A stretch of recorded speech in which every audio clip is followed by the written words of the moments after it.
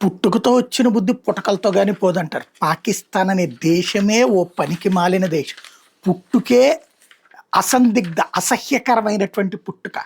ఎదుటి వాళ్ళ ప్రాణాలు తీసి ఆ రక్తంలో నుంచి పుట్టిన పుట్టుక. మతం అనే పిచ్చని రేపి ఆ పిచ్చలో నుంచి పుట్టుకొచ్చినటువంటి దేశం అది. ఆ పిచ్చని కొనసాగించడానికి ప్రపంచాన్ని మోసం చేస్తున్న దేశం అది. దానికి సజీవ సాక్ష్యం క్రికెట్ లాంటి దాంట్లో ఇంత వెర్రితనంగా, ఇంత అసహ్యకరంగా బిహేవ్ చేసేటటువంటి దరిద్రులు ఉంటారు అన్నట్టు విషయం తేలింది.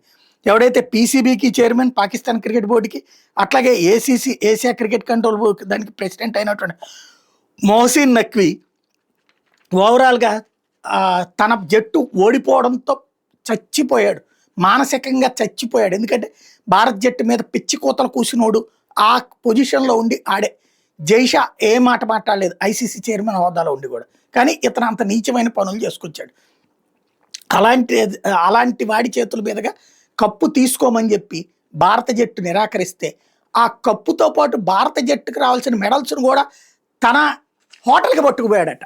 ఎంతకంటే నీచుడెవడన్నా ఉంటాడా ప్రపంచంలో? వాడు అక్కడికి ఒక గెస్ట్గా వచ్చి ఇవ్వాలి. ఆ కప్పులు ఆ మెడల్స్ ఎత్తుకుపోవడం ఏంటి? డబ్బ సొమ్ము, ఆడు అత్త సొమ్ము తీసుకొచ్చి పెట్టాడు అక్కడి నుంచి. బీసీసీఐ సొమ్మా లేకపోతే ఐసీసీ సొమ్మా అంటే టోటల్గా ఐసీసీ సొమ్మే, క్రికెట్ అసోసియేషన్ సొమ్మే.